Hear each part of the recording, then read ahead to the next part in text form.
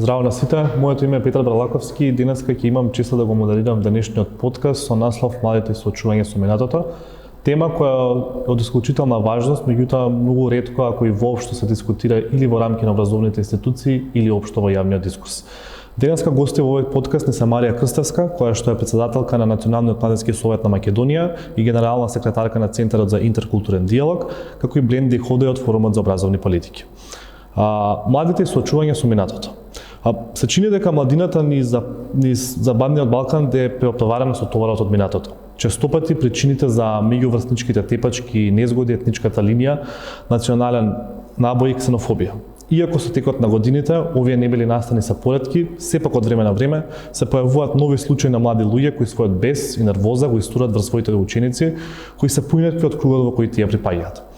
Причините за ова се повеќе слојни. Прво, историјата ја учиме низ призмата на војните фронтови, кој кого нападнал и кој бил вистинска жртва, а кој агресорот. Многу ретко се споменуваат заедничките културни и лингвистички одлики на нашата држава и културата на мултиетничкото и мултиконфесионалното општество. Во школите често се учат работите по потреба, оние работи кои соодветствуваат на националниот наратив, а оние кои против тоа за жал се избегнуваат. Отсутството на тимски дух, споделени вредности и заедничка цел предизвикуваат раслоеност и создавање на кампови по различни линии, дали се тоа етнички, партиски, класни и така натаму. Секако дека овие проблеми директно се рефлектираат врз младите и врз нивниот капацитет за критичко размислување, но и расудување. Младите луѓе во Македонија се функционално неписмени и не ги воспримаат информациите со критика, туку стануваат конзументи на наратив. Информации кои што ги покажуваат многубројни истражувања, дали се тоа меѓународни или национални. Образованието се чини дека е клучна алатка во овој процес, но со честите смени на образовните политики, незавршени и половични, не се остава многу простор за развој. Во овој контекст, подпишувањето на договорот за добрососедство и соработка со Бугарија предизвика бура од реакции кај младите. Иако е демократски да се критикува и да не согласуваш, критика веднаш поминува во навреда и може за дискусија и разбирање се губи. Би започнал со првото прашање поврзано со денешниот подкаст, а тоа што мислите дека каде се можностите за подобрување на критичкото размислување кај младите? Најпрво благодарам за поканата, Петар, да учествувам во овој подкаст и да разговараме на оваа тема која што е важна за младите. Околу можности за подобрување на критичкото размислување кај младите, би кажала, во најголема мера може да се најдат преку неформално образование, како и преку информалното учење во секојдневието. За жал, вакви можности не гледаме во формалното образование и лично од свој пример можам да кажам во овие 12-13 години како сум вклучена во неформално образование, дека многу повеќе имам научено и повеќе компетенции, особено за оние меки вештини, имам стекнато преку неформално образование, за жал не преку формалното образование, пак ќе повторам. Дополнително на неформално образование и информално учење, особено во денешно време, на ова, како што нарекувам, интернет и дигитална ера во која што живееме, може да се најдат безброј можности во интернет просторот, почнувајќи од, не знам, повеќе месечни, подолгорочни курсеви кои што може да се најдат и бесплатни, па се до и кратки видеа, TikTok, Reels на Instagram и така натаму, кои што може да понудат и квалитетни информации и да потекнат критичко размислување. Јас исто така сметам дека да го дополнам Марија, дека да е стварно дека еден од можностите каде младите може да го развијат критичкото размислување токму кај невладините организации и кај неформалното образование каде се вклучуваат во различни активности, но го сакаме да имаме, да кажам, по добра промена во смисла на тоа што да имаме повисока група на млади што го развијат критичкото размислување. Ова везно е да го промениме и формалниот образовен систем, каде што ќе му дозволиме и на младите и на сите други што не сакат да учествуваат во активности на невладиниот сектор и тие да имаат можности преку содржините што ќе ги имаат во образовниот систем да развијат критичко размислување, за тоа што моментално нашиот образовен систем е застарен. И исто така, например, ако го видиме следното образование и Законот за средно образование личи како такви франкенштајнски закон, заради тоа што секогаш од кога беше усвоено собрание 1995 година до ден денеска е променета над 33 пати во собрание. И ова не е добро за суштината на иднината и за суштината на образованието, заради тоа што не можеме да видиме какви резултати имале тие промени. Кога викам дека треба да имаме промени во образовниот систем, треба да го смениме тој обичен начин како учиме образование. Например, често во англиски се користи фразата teaching to the test, каде што, например, професорот да влезе у училица и му каже на студентите дека и на учениците дека еве, например, денес ќе започнеме со овој дел и после 3 недели ќе имаме испит. И целата идеја ние треба да се подготвиме за испит што ќе имаме после 3 недели, а суштина образованието треба да не научи нас, формалното образование треба да не научи нас да ги видиме работите и наставите што ми се случуваат во општеството, во по-критичко размислување и да се понудиме да ги решиме со кога ќе го размислуваме на по-критичен начин, треба да најдеме решение за тие проблеми. Нашиот образовен систем тоа не го направи, а многу лесно може да се направи со воведување, например, со проблем community solving или со граѓанско образование, што се многу клучни во делот на тоа да креираме едно општество, но исто така и една група млади што ќе го развијат критичкото размислување во држава. Така може да дојдеме до заклучок дека нашиот образовен систем воопшто не нуди можност за критичко размислување кај младите и невладините го земаат тој простор го ја пополнуваат таа празнина кога станува збор за поттикнување и развој на критичкото размислување кај младите. Спомна во твоето излагање во однос на честите промени на законите, па следното прашање ми е дали сметаш дека честите промени во образовниот систем влијаат на развој на младите, односно дали овие постојани законски промени, постојани реформи што се случуваат, меѓутоа не се завршуваат, се клучниот фактор кој што влијае на лошиот квалитет на самото образование и општо развојот на младите. На како да одговарам на ова, мислам дека влијат, но не влијат на добар начин, туку влијат на лош начин кај во делот на развојот на младите. Токму поради тоа што не може секој 2 или 3 години да се променат некои работи во образовниот систем, а после тоа знаеме дека образовниот систем е околу, имаме 9 години основно, 4 години средно и 4 и плюс некои години во високото образование. Не може за 14-15 години да видиме колку овие 33 промени во измени во Законот за средно образование влијале кај младите. Затоа што е кратко, како кажаме, дека влијале на лош начин и последиците сегогаш ќе ги видиме после 10 години или повише. Да, тоа е еден од главните работи кога станува збор за образовните реформи, дека резултатите од истите реформи не ги гледаме еден ден подоцна или една недела или една година подоцна, туку треба многу време за да пројде да видиме дали истите такви реформи придонели или дали некаков резултат во однос на подобрување на образовниот систем. Би се надоврзала, јас на ова се согласувам во потполност со Бленди дека честите промени, особено од причина што станува збор за краткорочни промени, влијаат негативно врз младите. И тука само ќе споделам дека самиот факт што имаме 19 министри во овие 31 година од осамостојувањето на државата покажува дека никогаш не бил приоритет образовниот систем и не било приоритет да се стави фокус на долгорочни реформи кои што навистина ќе направат она суштинска промена во образовниот систем, туку за сметка на задоволување на дневнопартиски апетити и можеби коалициони договори, секогаш Министерството за образование и труд е првото кое што ќе се трампа за некое друго или кое што гледаме промени, а еве со самото тоа што немаме просекот е година и пол, нема ни 2 години како министер останува на функција, со тоа и не може да иструка некоја суштинска и долгорочна реформа. И истражувањата покажуваат дека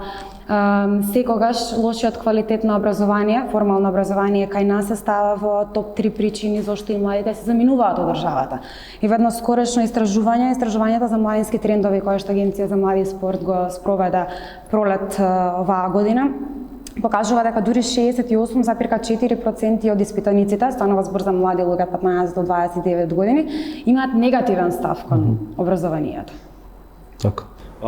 Една од клучните работи со како недостаток на нашиот образовен систем, а можеби недостаток општо на критика во образовниот систем, е дека не доволно се става фокус на тоа како младите дискутираат и комуницираат помеѓу себе, а особено младите кои што баѓаат од различни етнички, заеднички различни национални основи, односно за жал и покрај тоа што живееме нели во мултиетничко општество, се уште имаме една бариера кога станува збор за комуникација помеѓу младите од различните етнички заедници. И оно што дополнително може да го видиме дека образовниот систем не придонесува кон намалување на тој јас кога станува збор за комуникацијата. Зошто мислите дека за жал го имаме нормализирано ова? Зошто сметате дека недостатува критика во образовниот систем кога станува збор за меѓусебната комуникација помеѓу младите? Мислам дека тука пак се навратиме на оно кое што започнавме нели во оваа дискусија, тоа е дека недостасува критичка мисла. Образовниот систем не учи да учиме за оценка, а не да учиме за знаење и не поттикнува критичка мисла, па таму и младите, односно учениците, не настапуваат критички кон тоа дека имаме моноетнички образовен систем, кој што се разбира дека придонесува за нетрпеливост и многу други негативни последици. Зошто е тоа така? Можеби треба да ги прашаме не младите кои што се корисници, кои што се ученици, туку можеби прашањето би требало да биде поставено и кон оние кои што се носители на одредени функции во образовните институции и особено министрите, да кажеме последните 10 министри за образование и наука кои што сме ги имале. Зошто не е направено таква промена, затоа што сметам дека е навистина жално за едно општество каде што имаме мозаик на различни етникуми, да живееме се уште и да младите учат во сегрегирани училишта. Жално јас доаѓам од Куманово, кој што е мултиетнички град, меѓутоа се уште не можеме да се пофалиме дека го имаме достигнато оној степен на интеркултурализам, а не мултикултурализам. Жално е што имаме училишта кои што се за ученици од различни етнички припадности, кои што се во издвор, меѓутоа функционираат во различни смени, учениците не се среќаваат, немаат можност да се запознаат. Имаме се уште училишта дури кои го носат истото име и функционираат како еден ентитет, а станува збор за две училишта за два различни етникума кои што впрочем и просторно, односно физички се раздалечени по неколку километри. Па тука повторно немаме простор за младите. Пак ќе повторам, навистина е жално што не го искористуваме оној потенцијал кој што го имаме како мултикултурно општество да прераснеме во интеркултурно. Да, Блинди, тука би се наврзало оно што Марија го кажа. За жал, се уште во државата имаме училишта кои што се сегрегирани, односно каде што имаме дел за албанци, дел за македонци, или пак општо имаме една зграда која е специфично наменета само за албанци, друга има само за македонци или било која друга етничка заедница. Кој мислиш, иако може би очигледен, меѓутоа ме интересира твоето видување, кој мислиш дека ефектот кон ова ние се уште во 21 век, во 2022 година ние се уште да имаме школи кои што се специфично наменети само за одредена етничка група, каде што немаме никаква можност за комуникација или пак запознавање на едни помеѓу други. Што мислиш дека е ефектот од ова? Прво, во овој дел јас би нагласив дека многу е жално што многу работи во нашата држава се многу само декларативно, а не се спроведуваат у практика. Нашата држава е мултикултурна држава декларативно, ама во пракса не е така. Јас имам завршено пред 2 години у гимназијата Хегел Печиновиќ во Тетово, каде што албанците и македонците се поделени во две различни згради. Едно училиште, две различни згради. За време кога јас бев претседател на Сојузот на средношколци, често пати сум били во Струга, каде исто така е мултикултурен град, каде што две средни училишта се поделени со ѕид помеѓу нив, заради тоа што во едната одат албанците, а во другата одат македонците. И зошто сме во оваа ситуација, јас би кажал две причини. Првото е што имаме овие одлуки се донесени од политичари што сакаат да ги решат проблемите само за кратко, само за 2-3 години, додека ќе имат наредни избори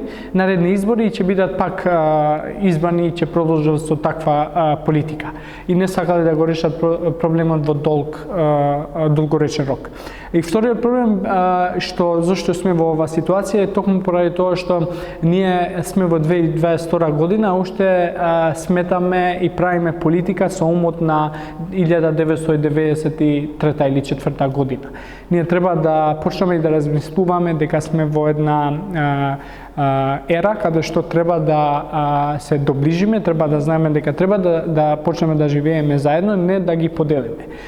Причината зашто ние имаме, например, општество што секогаш е сегрегирано е токму поради ова што од образованието ние ги научиме младите дека вие треба да бидете вие поради тоа што сте албанци во оваа зграда, вие што сте македонци во оваа зграда и ги поделиме од училиштето. Значи образованието ни дава еден пример дека треба да бидеме поделени и не треба да се здружиме заедно. И ова ќе има последици има последици ден денеска за тоа што во моментот кога немаш контакт со другата етничка, културна, религиска група, во тој момент се вградат тие предрасуди, тие стереотипи што ги имаме едни против други. Во моментот кога сме сите заедно, ние ги немаме тие стереотипи и предрасуди. Така што ако продолжиме во ист начин да имаме едно училиште со две згради или две училишта поделени со зидови, ќе продолжиме исто така да имаме стереотипи и предрасуди што ќе го влошуваат ситуацијата повише. Така, да, тука само би сакал да се осврнам на оно што го спомна, дека многу често кога станува збор за реформи во образовниот систем, често се прават на краток рок, а не на долг рок. Потока и многу често може да ги видиме не само и нус ефектите, меѓутоа и воопшто дека некогаш самите образовни реформи се бесмислени поради тоа што се направени туку така, само за да се реши на брзинка проблемот, без при тоа да се има предвид нивните последици кои што понатаму во иднината би се рефлектирале врз младите луѓе. Тука би сакала само да споменам дека понекогаш ева примерот нели што беше со концепција за основно образование пред некоја година што беше актуелна. Понекогаш има обиди за нешто да се направи, се разбира пак се парцијални или краткорочни, меѓутоа доста тука влијае и опасноста која што имаме се од една страна да имаме многу можности преку интернет сферата и технологија и дигитализација и така натаму, меѓутоа од друга страна пак се шират многу и лажни вести, некогаш се пренесуваат само делумично, парцијални информации и така беше случајот нели со тој обид за промена во образовниот систем и во програмите. Бевме доведени до тоа да има отпор од нели негативни реакции, некогаш базирани само на тие парцијални информации, некогаш нели се буниме и без да му дадеме шанса на процесот. Да се навратам ова што го напомена во однос на концепцијата и слично, имаме без ум дека една од клучните работи кога станува збор за образованието и како е да поттикнеме критичко размислување и да го зголемиме знаењето и општо квалитетот, представува нели меѓу другото и квалитетот на учебните помагала, специфично зборам за учебниците. Ние во минатото имавме неколку, да кажам, обиди да направиме некаква реформа во рамки на самите учебници, да се подобрат некои работи, да се исфрлат одредени работи кои што беа ксенофобични, шовинистички, хомофобични исто така и слично, меѓутоа дали сметате според вас дека достига на вистина еден сериозен, сеопфатен обид за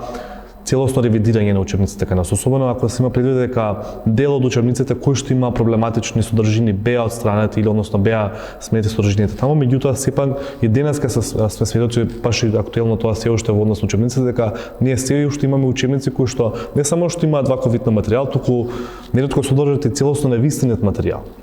Потока може прашањето дали сметате дека прво што очигледно дека е потребна реформа, меѓутоа дали сметате дека до сега постоел некаков вид на сериозен обид да се направи реформа или пак она што го кажа претходно Бленди дека повторно се мисли само на краток рок, односно да се трнат оние штетни работи, меѓутоа при тоа да се нема предвид коренот на самиот проблем.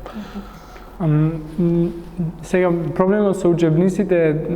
проблем што мислам секогаш биле и сите генерации се бореле да ги променат учебниците, но нешто што е многу специфично за државите од Западен Балкан е што особено институциите се трудат секогаш да најдат некој или некој фактор што ќе му каже дека вината не е поради нас, туку е поради нешто што се случи. И сега кога ги прашаш институциите дека треба ние да ги ревидираме учебниците и да имаме нови учебници, тие кажа дека не може моментално пошто комисиите за историја со Бугарија или со Грција уште се у процес и не можеме тоа да го направиме, но ние имаме видено, бевме сведоци порано дека многу учебници промовираат говор на омраза кон други етнички групи, имаат ксенофобички и хомофобички содржини и тие не треба воопшто да бидат и учениците да учат од тие учебници, но тој процес би рекол дека многу би бил тешко да се смени, заради тоа што пред две недели мислам дека беше содржината во учебникот по географија дека Северна Македонија со соседите у Запад и несто така и еден од авторите кажа дека не го има прочитано верзијата пред да се впечати. Тоа кажува дека какви учебници ние учиме и е многу тешко или еден од промените што би може да се случи е да имаме надзор на тие учебници пред да се впечатат и пред да бидат во функција пред да бидат кај учениците да учат од тие учебници. Така што подобро да имаме поригорозен процес во тој дел за да не случи да имаме такви содржини. Тоа сметам дека не е само до учебниците, дека немаме квалитетни учебници, дека имаме потреба од ревидирање на истите. Веќе јасно, нели, имало обиди претходно, како што кажа и Петар, за ревидирање на учебниците. Не е тоа нешто ново. И претходно има бројни истражувања кои што покажува дека има недостатоци во учебниците, дека одредени материи се нели многу обемни, дека учениците се оптоварени со безброј информации кои што нема да им користат, дека јазикот е неразбирлив или некои информации се дури и погрешни, може да доведат до големи последици ако така учениците ги научат и ги сметаат за коректни. Меѓутоа сепак сметам дека не би требало. Да, одредени грешки треба да се ревидираат веднаш штом се воочат. Меѓутоа сметам дека не треба да се ослониме само кон ревидирање на учебниците. Учебниците се прават и отсликуваат она кое што е во образовната програма. Нам ни треба суштинска реформа во образовен систем генерално и во образовната програма. Па според тоа да се направат и соодветни учебници. Кажавме веќе многу пати досега дека образовниот систем не е таков дека не поттикнува критичка мисла и во самите учебници се нудат информации, односно се пласираат информации некако сувопарно само да се научат на памет. Еве јас памтам гимназиско образование завршив. На часот по географија мораше да излегувам пред табла со карта односно и да покажувам во која земја, не знам, колку тони злато има, каде колку овци се чуваат, колку тони жито, колку тони, не знам, некои други работи има, кои што нормално дека сум ги учела на памет, зашто станува збор за бројки кои што ги учиш нели за тој час само и подоцна никаква информација, никаква корист од тоа немаш. Во самите учебници ни недостасува и оној интерактивен пристап, да го мотивира, да го поттикне ученикот не само да ја прими таа информација и да ја научи на памет, туку да размисли како утре може да ја искористи во секојдневието, меѓутоа и да го поттикне да истражи дополнително, да најде дополнителни извори, дополнителни информации, да види како тоа ќе му користи. Пак ќе повторам, најчесто учиме за нели некоја преодна оценка, наместо за знаење кое што би ни користело. Дефинитивно се потребни суштински реформи во образованието. Една од мислам дека клучните проблеми ова кога станува збор за критичкото размислување, кога се учи одредена содржина, ние често ја учиме како што кажа ти на памет без при тоа да ги поставиме клучните прашања поврзани со таа информација, односно зошто, кога, како, кој што вистински ќе мотивира ученикот како еден индивидуа да подразмисли малку повеќе, не туку така само да научи таа информација без да има никакво значење понатаму. Една работа што сум приметил, може ќе се согласите со мене, дека моментално во нашиот образовен систем постои еден моноетнички наратив во смисла на тоа дека македонците во македонските училишта учат само за работи поврзани со македонската етничка заедница, албанците учат содржина само поврзани со албанската етничка заедница. Јас паметам дека, например, додека јас исто така бев во средно училиште, дека кога ќе дојдеа деловите во историја или географија за што се однесува специфично за албанското население или за друга етничка група, дека ние бевме уште од старт ослободени од таа содржина, односно дека нема потреба нели да воопшто да се изучуваат тие содржини. Меѓутоа, на пример, во нашата држава ние специфично на оваа територија ние имаме примери каде што голем дел од овие луѓе кои што твореле во овие простори придонесувале и кон албанската заедница, и кон македонската заедница, и кон српската заедница, кои сите останати заедници кои што живееле тука. Меѓутоа имам чувство дека многу малце или воопшто се спомнуваат тие индивидуи кои што придонале да ги обединат сите овие етнички групи, туку напротив се користи она скрос обратното, каде што гледаме што е можда повеќе да си ги изолираме историите и географиите едни од други, покрај тоа што во ова мало парче земја се е исплетено едно помеѓу друго. Како пример, например, ќе го земам тројазичникот на Ѓурѓе Пулески, кој што уште пред 150 години е напишан на македонски, албански и турски. Меѓутоа имам представа дека во нашиот образовен систем воопшто не се ни споменува тоа, дека многу мал дел од учениците знаат дека ова битно дело напишано од овој битен дедец е напишано на останатите други два јазици кои што се ги зборуваат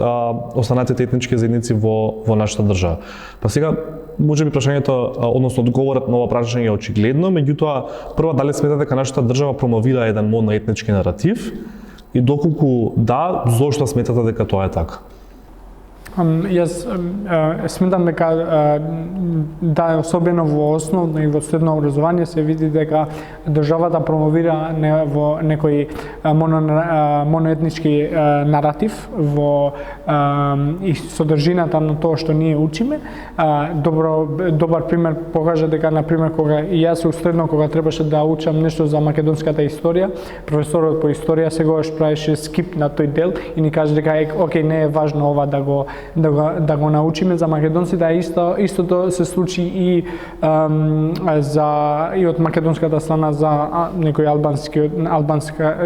албански дел историја или литература или било какво. И тоа е многу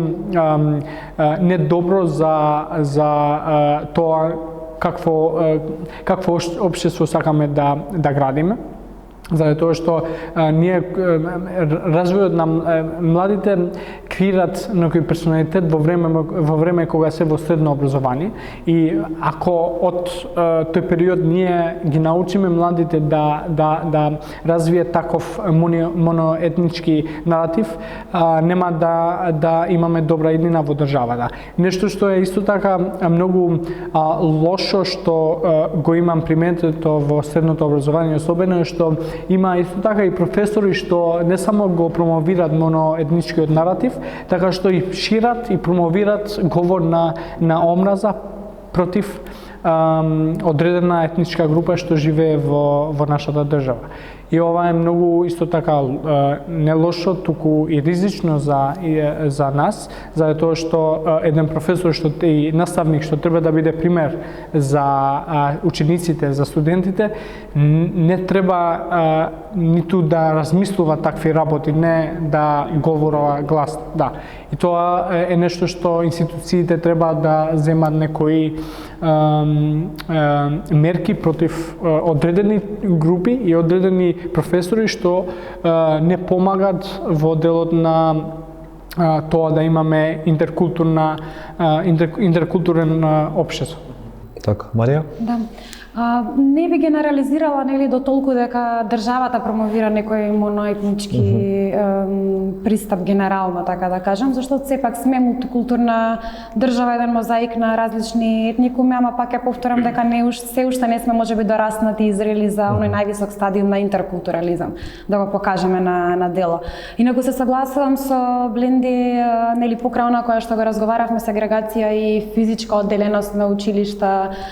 и така натаму. но другиот сегмент кој што придонесува за ваквата поделеност се наставните програми, токму примерот кој што го спомна со тројазичникот кој што не се изучува и не се споменува воопшто преку наставата во формално образование, втор показател за тоа, нели, што правиме погрешно, така да кажам, а третиот е ова баш што го спомна Бленди, токму наставниците, односно наставниот кадар, што исто така низ бројни истражувања се покажува дека учениците се, нели, на некој начин жалат, односно нели, изразуваат незадоволство од компетенциите на наставниот кадар. Така. Во однос на оно што го зборував кога станува збор за реформата на образовниот систем, дека е потребно тоа да биде во прецеот самиот врв, односно општо самата програма, па понатаму тоа да се слее во однос на самите учебници и слично. И мислам цело се согласуваме со тоа, меѓутоа еве на пример од друга страна имаме постојано изјави од страна на самите политичари кои што велат дека Македонија е мултиетничко општество, дека ова општество е едно за сите, дека секој треба да биде еднаков и дека секој треба да се почитува еден со друг, меѓутоа кога видиме на пракса многу малку тоа се случува. Специфично еве кажувам пример во ова што се случува со учењето историја на пример кај различните етнички заедници, албанците не учат за македонците, македонците не учат за албанците. И мислам дека образовните институции тоа го знаат, меѓутоа ете очигледно не преземаат ништо поврзано со тоа, што е жалосно поради тоа што ние, како што кажав претходно, имаме голем број на ликови и настани кои што се обединувачки за самото население тука. Дали е тоа од Илинденското востание до Балканските војни, до Втората светска војна и слично. Зошто сметате дека овие обединувачки детали воопшто не се споменуваат или не се учат? Туку многу малце се споменува или се дава фокус на овие детали, а истите мислам дека ќе согласат дека се од клучна важност за тоа како ние го прецепираме различниот од нас, односно оно или тој или таа што е од различна етничка заедница. Така. Зошто не се споменуваат? Искрено не би знаела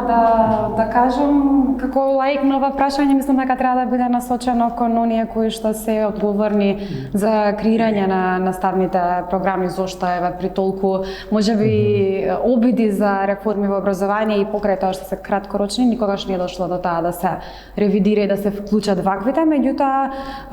нормално моje мислење е дека би требало да учиме, но пред се би кажала и не само за позитивни примери, искрено не сум историчар, ниту пак историја ми била еден од омилените предмети на училиште, некако како космополит повеќе сум фокусирана на сегашноста, што можеме ние да направиме и покажеме,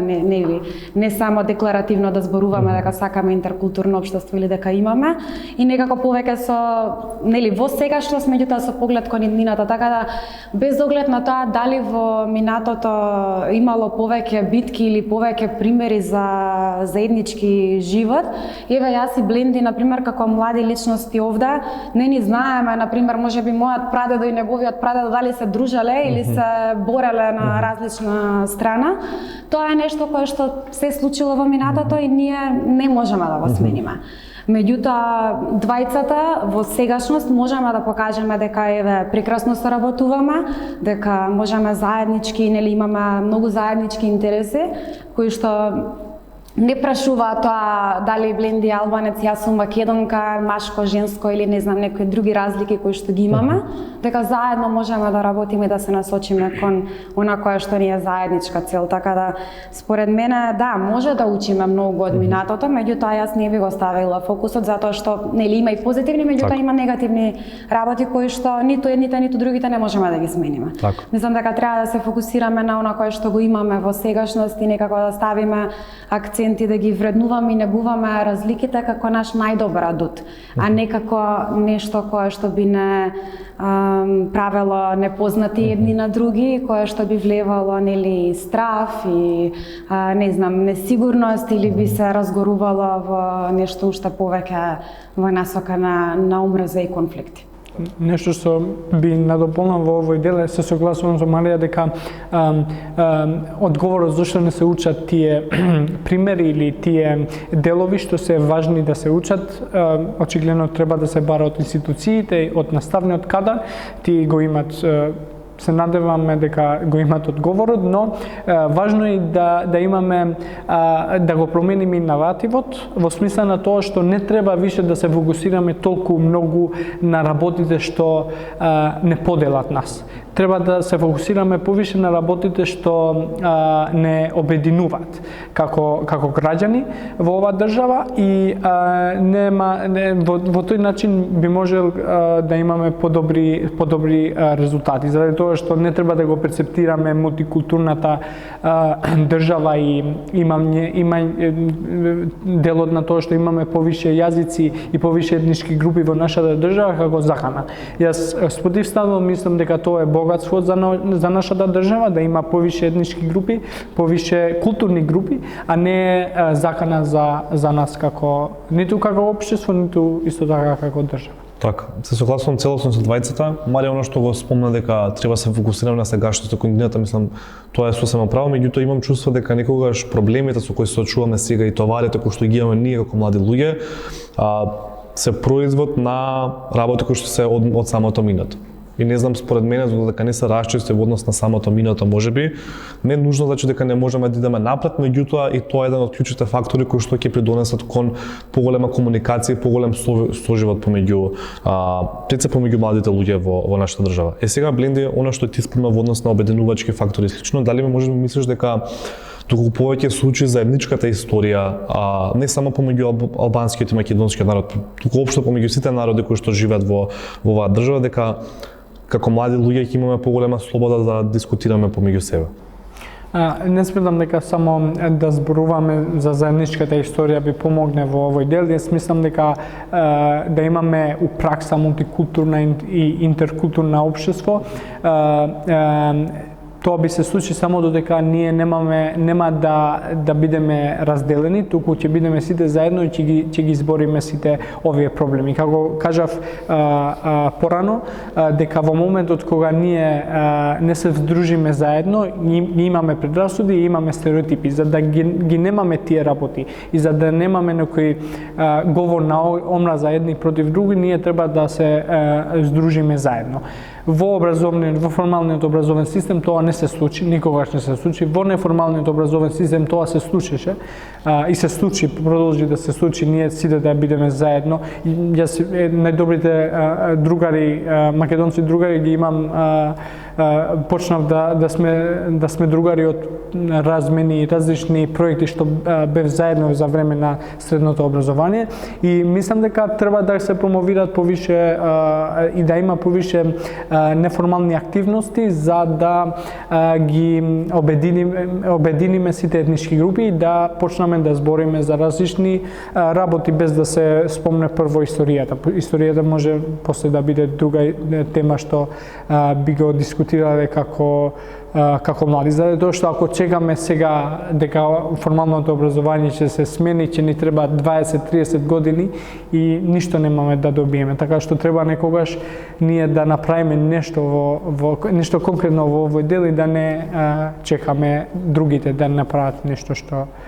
никогаш нема да го направат. Токму во оваа насока за која што зборуваше и Бленди,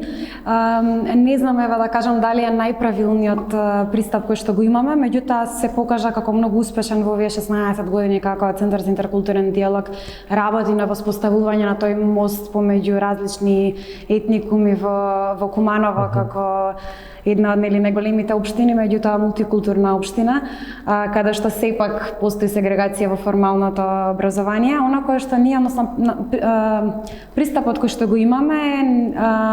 младите кои ќе дојдат, ево особено во младинскиот центар Мултикулти, да го споменам, кој што функционира од 2010 година наваму, не разговараме за минатото. Тие млади, еве рачунајте од 2001 конфликтот кој што најмногу беше погоден во нашето подрачје. Од тогаш, оние кои што се родиле по конфликтот, веќе има 20 години. Тоа се млади луѓе кои што не биле ни родени за време на тој конфликт. Зошто да ги обременуваме со товарот на нешто кое што се случило уште пред да се родат, за кое што немаат никаква вина, и зошто првиот контакт кога го имаат, еве што спомна и Бленди, преку неформално образование ги среќаваат. И јас за среќа на моја 15 годишна возраст се запознав со Нели така постои организацијата, во тој период беше отворен младинскиот центар и така и тогаш беше мојот прв контакт со мои врсници од албанска етничка припадност. Така да зошто кога некој за прв пат се среќава на 15-16 годишна возраст со свој врсник од друга етничка припадност, зошто првото нешто што ќе го гледа да биде која грешка е направиле неговите предци. Така. Нашиот пристап е дека им овозможуваме простор пред се и физички простор како мултикулти, како младински центар за да се среќаваат, за да се спознаваат и себе си и другиот и сите култури кои што ги имаме во изобилие и во Куманово и генерално во нашата држава и да најдат заеднички интерес за нешто. Да градат капацитети за критичко размислување, што го кажавме, други меки вештини, како, например, не знам, јавно говорење, лидерски вештини, да застапуваат одредено прашање кое што имаат заеднички интерес, да пробаат да направат некоја промена, да решат некој проблем кој што, нели, заеднички ќе го најдат, ќе го мапираат и да понудат некое решение, да тргнат пред се од својата заедница, нели, од својата мало, живеат во исто мало или соседно мало и така натаму, зошто да ги обременуваме со товарот на минатото? Кога може да најдат некој заеднички интерес и заеднички да направат некој чекор кон подобра сегашност пред се, а и подобра иднина. Јасно. А финално, кога станува збор за критичкото размислување, може би еден од најефективните методи за како да стигнеме до критичко размислување е општо дебатата, дебатирањето, креирањето аргументи од спротивставената страна, аргументираното изразување и слично. Дали сметате дека кај нас во рамки на нашите училишта, образовни институции, меѓутоа општо може би по надвор од образовните институции постои шанса каде што младите имаат шанса да дебатираат или да дискутираат на различни теми. Некогаш имам чувство дека во рамки на самите образовни институции во училниците не секогаш тој што мисли различно е секогаш прифатено од страна дали на професорот или од страна на групата, покрај тоа што не кажува ништо страшно, тука едноставно не се согласува со дадениот став, односно пробува да се спротивстави во рамки на некоја дебата. Во овој дел би кажува дека очигледно критиките ние како општество ги земаме како атак кон нашето личност и тоа е нешто што треба да го смениме заради тоа што критиката е очигледно нешто што